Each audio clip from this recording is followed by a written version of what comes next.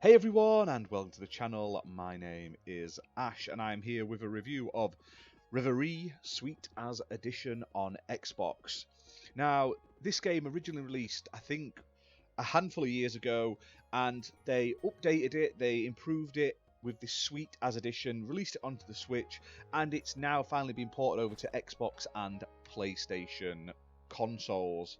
Now, it was released on the 28th of June 2023, and it's developed by Rainbite Limited and published by eastasiasoft Limited, who were kind enough to send me a copy for this review, so big thank you to them for that.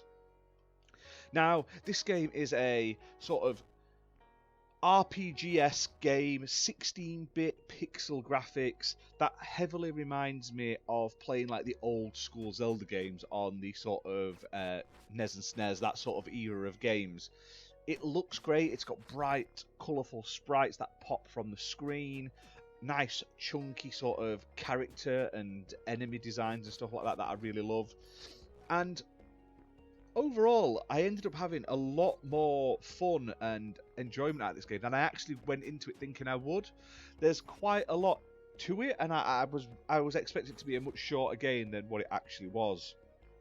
Now, in this game, you play as this boy who called Ty, who's gone to his grandma's and granddad's house on this island. So it's set on a fictional island in New Zealand, and the story is heavily inspired by the legend of Maui and the giant fish, as in Maui from the Disney film, where basically he fishes up this island himself with his fishhook, and then he gets dunked in the sea, basically.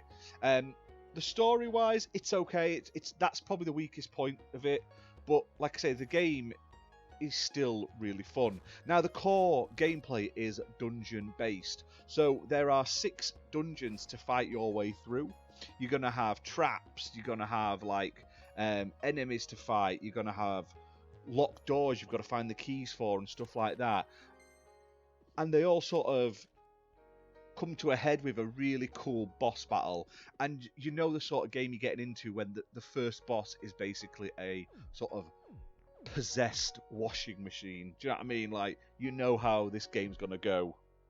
Now, you have a variety of weapons you're able to use, and you have like this open world you can explore of the island, and it's quite good. The island isn't that big. You can get from one side to the other relatively quickly. It feels like it's very much a compact game where it's just basically getting you from one point to the other so you can work through more of the dungeons. And that's not necessarily a bad thing, but the game is great, and I'd love to have seen sort of more places to explore and visit and stuff like that. Now, if you've ever played the original and you're wondering, well, what's new in this version, there are a whole host of updates that have been added. So there's now a nightmare difficulty mode for those who want a little bit more of a challenge. There's a quick select item wheel.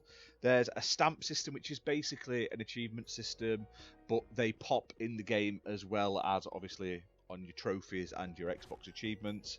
There's new NPC dialogue. Sprites have been updated, and there's a new minigame added. And I actually quite enjoy playing the sort of arcade minigame. It's basically like a sort of Gallagher-esque game, and you have to sort of beat the high score on that to get a feather, and feathers are one of the collectibles in the game. Now, how you do your combat, it's very much directional based. You'll push a button and your weapon will fire in the direction you're facing. You start off with like a cricket bat, and you do get more weapons as you progress, which are then all mapped to different buttons. You have a mini map which slowly but surely like reveals itself as you go into new environments, which gives you a reason to sort of explore. There's not just the main quest, there's also like side quests to do as well, which give you a bit more to do and a bit more meat to the game. And overall, yeah, it's a really, really enjoyable sort of indie RPG game, and I highly, highly recommend people check it out. Now, it's not the longest. You'll get through it in about 3.5, 4 hours, depending on your sort of skill level. But the gameplay and the graphics is good. I love the retro aesthetic to it, but it still looks nice and crisp. Music's great as well. it's good. It's really, really good. Now, the game is priced at £10.74 normally, but at time of recording, you can pick it up on sale at £8.59. It's optimised for Series X and S consoles as well, with 4K resolution and 60 FPS plus. And like I say, it runs like a dream. I had no problems with how it runs, and it looked great as well.